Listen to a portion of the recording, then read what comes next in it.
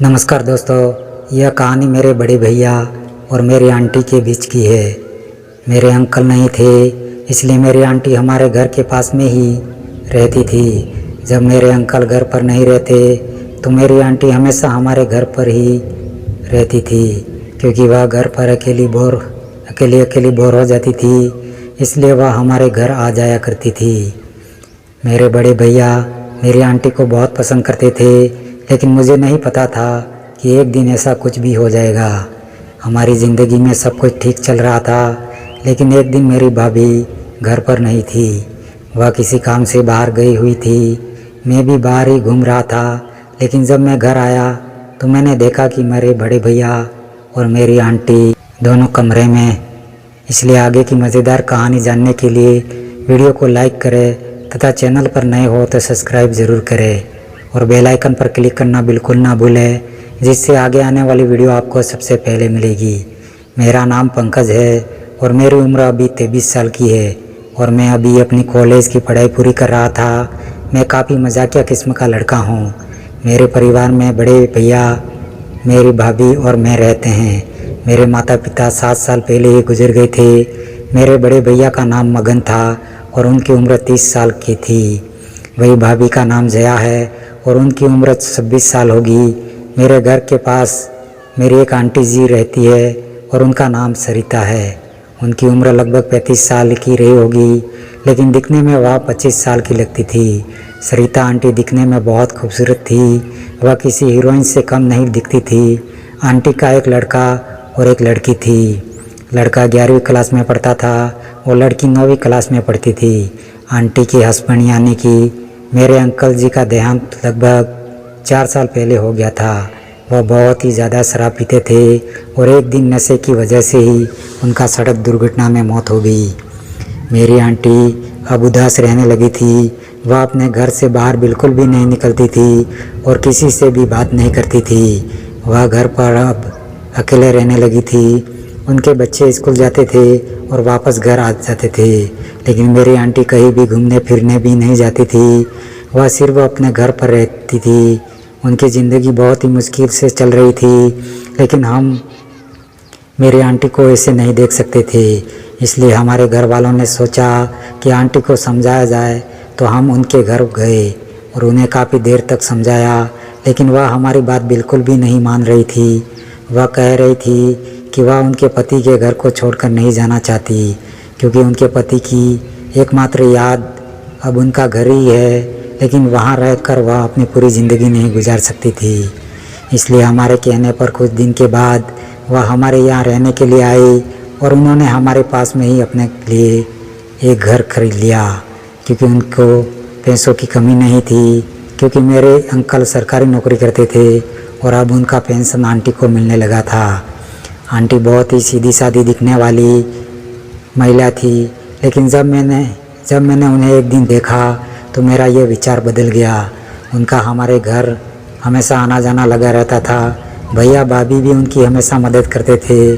Aunty के बच्चे भी रोज़ पढ़ने चले जाते थे, तब अपना मत बहलाने के लिए हमारे घर चली आती थी और कभी कभी मैं भी उनके पास जाता। सब कुछ नॉर्मल चल रहा था। आंटी को किसी भी चीज़ की ज़रूरत पड़ती तो मैं उन्हें वह सामान बाज़ार से लाकर दे देता था। काफ़ी दिनों तक आंटी के साथ रहते रहते मेरा मन करने लगा था कि मैं आंटी को अपनी पत्नी के जैसा बना लूं, लेकिन यह इतना आसान नहीं था। अब देखते हैं आगे किस्मत में क्या है। धीरे धीरे दिन बीतने लगे। फिर एक दिन हमारी एक रिश्तेदारी में शादी थी जो शहर से बाहर थी। शादी में भाभी और भैया जाने वाले थे, क्योंकि मेरी तो पढ़ाई चल रही थी। जब जाने का समय नज़दीक आया तो भैया ने भाभी को जाने से मना कर दिया और इधर मैं भी शादी में नहीं जाना चाहता था, इसलिए मैंने भी कॉलेज का बहाना बना दिया।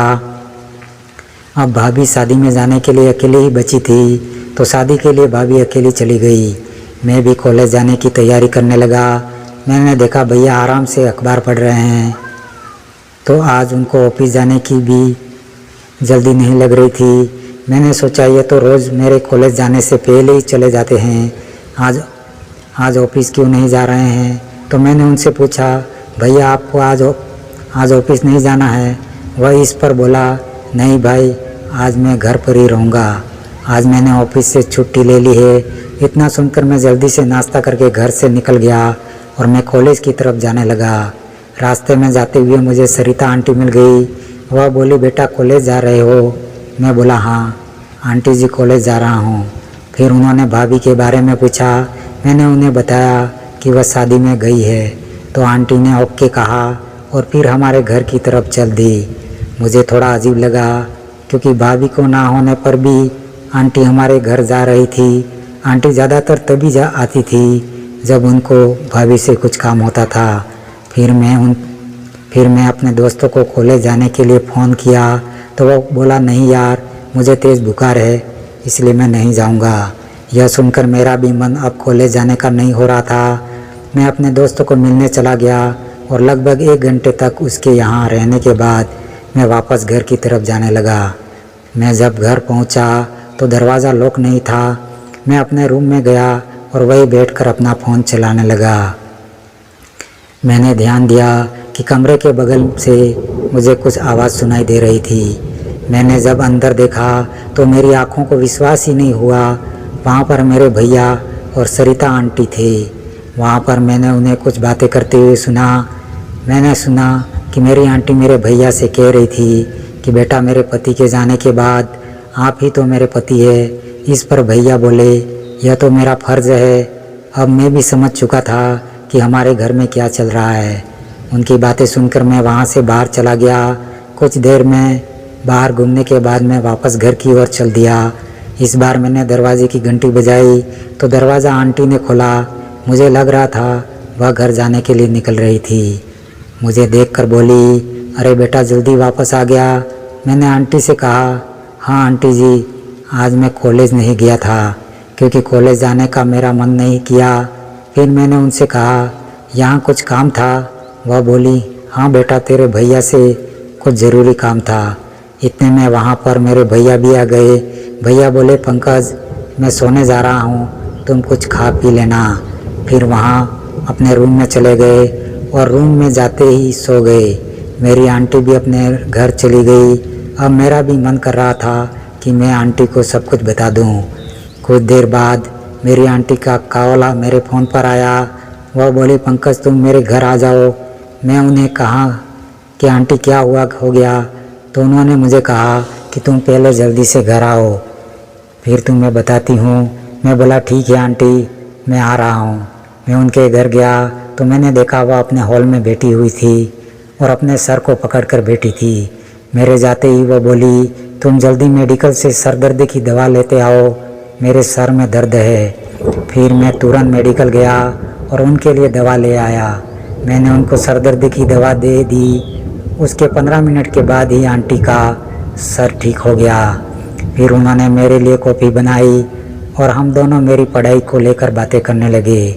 उस वक्त घर में कोई भी नहीं था क्योंकि आंटी के बच्चे भी पढ़ने चले गए थे। हम टीवी देख रहे थे। इसी बीच मैंने आंटी से कहा, आंटी मैं एक बात बोलूं? वह बोली, हाँ बिंदास बोलो, तुम कुछ भी बोल सकते हो। मैं तुम ही लोगों की वजह से तो अब यहाँ पर आराम से रह रही हूँ, नहीं तो मेरी मदद करने के लिए यहाँ कौन आता? मैंने कहा, आंटी जी सच बताऊँ तो आप मुझे मेरी आंटी नहीं बल्कि अपनी पत्नी की तरह लगती हो, क्योंकि आप मेरा बहुत ज़्यादा ध्यान रखते हो और मैं भी आपका ध्यान बिल्कुल पत्नी की तरह रखता हूँ। तो क्या आप मुझे अपने पति का दर्जा दे सकती हो? इस पर वह कुछ समय के लिए चुप हो गई। फिर बोली, हाँ बेटा ठीक है, इसमें कौन सी बड़ी बात है। फिर दोस्तों आगे को पता ही होगा क्या होना था। इस तरह से हम सभी खुशी खुशी ही रहने लगे थे। अब मैं आंटी का सारा काम करता था और वह भी मेरा ध्यान रखती थी। उनको किसी भी चीज़ की कमी होती तो मुझे बता देती थी। अब मैं अपने घर से ज़्यादा आंटी के घर रहने लगा था। इस तरह से हम खुशी खुशी अपना जीवन निर्वाह कर रहे थे। तो दोस्तों वीडियो कैसी लगी कमेंट करके ज़रूर बताएं। धन्यवाद।